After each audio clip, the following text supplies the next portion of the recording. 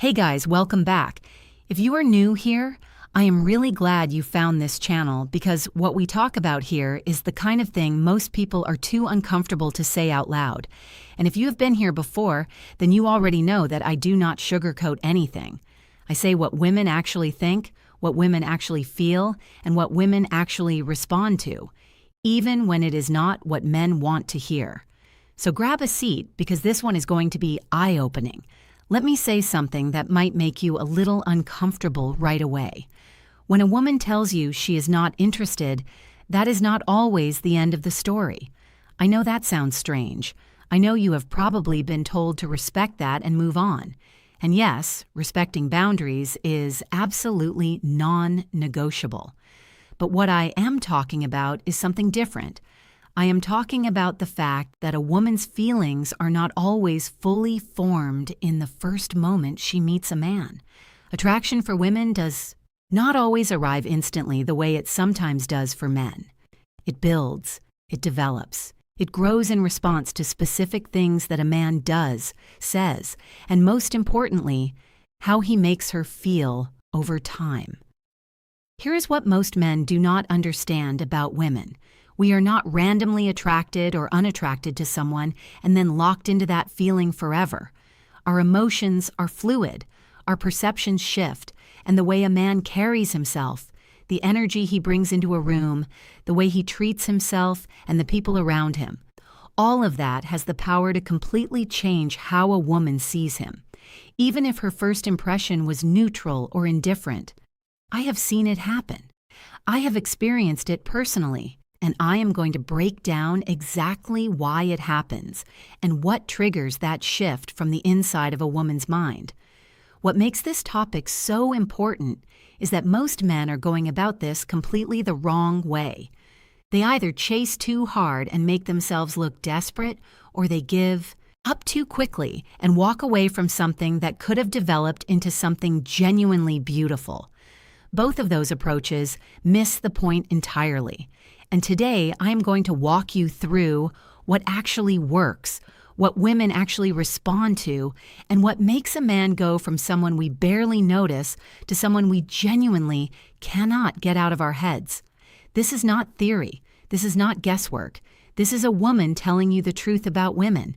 And trust me, by the time this video is done, you are going to look at attraction and relationships in a completely different way. 1. We notice everything. You just don't know what we're looking everything. You just don't know what we're looking at. Let me tell you something that most women will never sit down and explain to a man directly. We are always paying attention.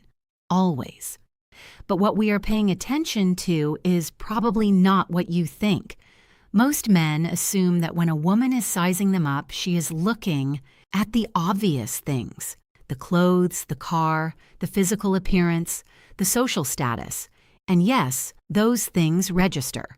I am not going to pretend they do not. But they are nowhere near the top of the list when it comes to what actually holds our attention and what starts to build genuine attraction. What we are really watching from the very first moment is so much deeper than the surface. And most men walk right past it without even knowing it exists. What we are actually watching is how a man carries himself when nobody is performing for him. We watch how he treats the waiter at a restaurant. We watch how he responds when something does not go his way. We watch whether his confidence is consistent or whether it only shows up when he is trying to impress someone. We watch how he interacts with his friends, how he holds himself in a conversation, whether he listens or just waits to talk, whether he is comfortable in his own skin or constantly seeking some kind of external validation. All of that is being absorbed quietly and continuously long before a woman has made any kind of decision about how she feels about a man. And the men who do not know this are the ones who put all their energy into the wrong things and then wonder why it never seems to land. There was a man who used to come into the same coffee shop every morning. He was not the most conventionally attractive man in the room. He was not flashy. He did not drive an expensive car, and he never went out of his way to start. Perfectly timed jokes can cover that up once we have felt it. Here is what trying too hard actually looks like from where we are standing. It looks like a man who steers every conversation back to his achievements. It looks like someone who name-drops, who exaggerates, who laughs a little too loudly at his own stories, who checks our reaction after everything he says to make sure it landed the right way. It looks like a man who agrees with everything we say because he thinks that is what we want, who changes his opinions mid-con conversation when he senses we feel differently, who is so focused on making a good impression that he forgets to actually connect with the person sitting right in front of him. And here is the painful truth about all of that. It does the exact opposite of what it is intended to do. Instead of making us think more of a man, it makes us question whether there is anything real beneath the performance. What we actually want and what genuinely works is presence, real grounded, unhurried presence. A man who is comfortable enough in himself to just show up as he is, without the sales pitch, without the highlight reel, without the constant need to manage how he is being perceived. A man who asks genuine questions and actually listens to the answers. A man who disagrees with us respectfully when he genuinely sees things differently, because that tells us he has a real mind and real values that are not just going to bend to whatever conversations with anyone. But every single morning he came in, said good morning to the staff by name, sat down and got to work on whatever he was doing with this calm, focused energy that was impossible not to notice. One day, he and a woman ended up talking because they reached for the same book on a nearby shelf, and within 10 minutes of conversation, she realized she had already been forming an impression of him for weeks without even consciously knowing it. His consistency, his warmth with the people around him, his quiet sense of purpose. She had been watching all of it.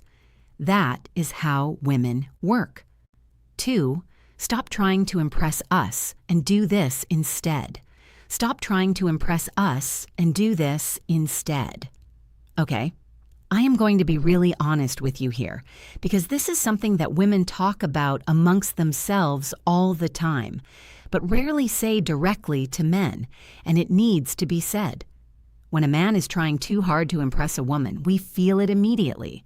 It is not subtle, it is not hidden, and it is not attractive. There's a very specific energy that comes with a man who is performing rather than simply being himself. And women are incredibly sensitive to that energy. It feels forced. It feels like pressure. And instead of drawing us in, it actually creates distance because it communicates something underneath all the effort that works directly against attraction. It communicates insecurity dressed up as confidence and no amount of impressive facts, expensive taste, or we want to hear a man who can sit in a comfortable silence without feeling the need to fill every gap with something impressive. 3, the moment we decide. The moment we decide if you're worth our attention, if you're worth our attention. Let me pull back the curtain on something that most women never explain to men. And honestly, most women do not even fully explain to themselves. There is a specific moment. Sometimes it happens in the first few minutes. Sometimes it takes a little longer, where a woman makes an internal decision about whether a man is worth her genuine attention. Not just polite conversation, not just surface-level pleasantness, but real invested attention. And that decision is not made the way most men think it is. It is not made based on looks alone or on how smooth the opening line was or on how impressive the first impression seemed. It is made based on something much more instinctive, much more emotional, and much more revealing than any of those things. What triggers that internal decision is a feeling, specifically the feeling of whether or not a man's energy feels safe, genuine, and worth investing in. Women are constantly and often unconsciously running an internal assessment of the men they interact with. We are asking ourselves questions that we are not even fully aware of asking. Does this man seem comfortable with himself, or is he performing? Does he make me feel at ease, or does his energy feel like it needs something from me? Does he seem like someone who is going somewhere in life, or is he just filling time? Does he treat me like a person he is genuinely curious about, or like a target he is trying to win? All of those questions get answered not through what a man says, but through the energy, the body language, the consistency, and the overall feeling that his presence creates. And the answers come fast. What most men do not realize is that this assessment is happening whether they are aware of it or not. A woman is not sitting there consciously thinking through a checklist. It is far more intuitive than that. It is a gut feeling that forms quickly and quietly. And once it forms, it takes something significant to shift it. This is why first impressions matter so deeply with women. Not because we are shallow or quick to judge, but because we are wired to pick up on emotional and energetic cues very quickly as a form of natural discernment. A man who walks in with genuine confidence, who makes real eye contact, who listens more than he talks, and who seems completely unbothered by the need to prove himself for why the nice guy. Why the nice guy always finishes last with us. Always finishes last with us. Let me be completely honest about this one because it is a topic that causes a lot of confusion and a lot of pain for men who genuinely mean well. And I want to address it with the respect it deserves because the men who fall into this pattern are usually some of the kindest, most sincere men out there. But kindness alone, without backbone, without boundaries, without a strong sense of self, is not attractive to women. And the sooner men understand why, the sooner they can stop repeating a pattern that keeps leaving them frustrated, overlooked, and wondering what they are doing wrong. First, let me be clear about what I mean when I say the nice guy. I'm not talking about a man who is genuinely kind, considerate, and respectful. Those qualities are deeply attractive, and any woman who tells you differently is not a woman worth your time. What I'm talking about is a very specific type of man who uses niceness as a strategy rather than expressing it as a genuine character trait. The nice guy in this context is the man who agrees with everything, who never expresses a real opinion, who bends over backwards to accommodate a woman's every preference, who showers her with attention and affection before any real connection has been established, and who does all of this not purely out of genuine care, but out of a deep need to be liked, chosen, and validated. And women feel that distinction clearly even when we cannot always put it into words. The reason this pattern does not work comes down to attraction psychology. When a man makes himself completely available, completely agreeable, and completely accommodating from the very beginning, he removes all the natural tension that attraction requires to develop. There is no curiosity because everything is already given. There is no sense of a real layered person to discover because the nice guy has already put every card on the table in an attempt to be chosen. And perhaps most importantly, there is no sense that this man truly values himself, because a man who truly values himself does not give everything away to someone he barely knows in exchange for approval. What actually makes us think about you when you're not around? 5. What actually makes us think about you when you're not around? Here is something I want men to genuinely understand because it is one of the most important things I could say in this entire video. A woman thinking about you when you are not around is not an accident. It is not random. It does not just happen because you were physically present or because you said something smooth in the moment. It happens because of a very specific kind of emotional imprint that certain men leave behind after an interaction. And most men have absolutely no idea how to create it, intentionally. The men who do create it are the ones who stay in a woman's thoughts long after the conversation has ended, long after the evening is over, long after the moment has passed. And the men who do not create it are forgotten almost immediately, no matter how much effort they put in during the interaction itself. The first thing that makes a woman think about a man when he is not around is the feeling of being genuinely seen. Not complimented, not flattered, not impressed, seen.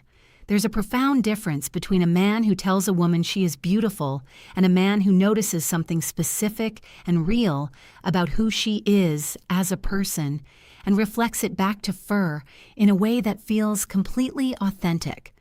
When a man pays attention deeply enough to notice something that most people overlook, when he asks a question that cuts through the small talk and touches something real, when he makes a woman feel like he actually understands something about her that she rarely gets to express, that feeling does not leave when the conversation ends. It follows her. It plays back in her mind. It makes her wonder about him, think about him, and want more of that feeling. A woman went on a date with a man who, in the middle of a completely ordinary conversation, paused and said something that showed he had been listening to every single thing she had shared that evening. Not just the obvious things, but the small details, the things said in passing, the feelings beneath the words. He did not make a big deal of it. He just reflected it back, naturally, as if he had genuinely absorbed everything she said and found it worth remembering. She went home that night and could not stop thinking about him. Not because he was the most attractive man she had ever met, not because the date was the most elaborate or impressive, but because, in that one moment, he made her feel more understood than she had felt in a very long time. That feeling is what lingered. That is what made him impossible to forget. 6. We test you. We test you without telling you. Here's what we're looking for without telling you. Here's what we're looking for. I'm going to tell you something that most women would probably not openly admit to, but it is completely true and you deserve to know it. Women test men. We do it consistently. We do it naturally. And in most cases, we do it without even fully realizing we are doing it. It is not a malicious thing. It is not a game designed to hurt anyone.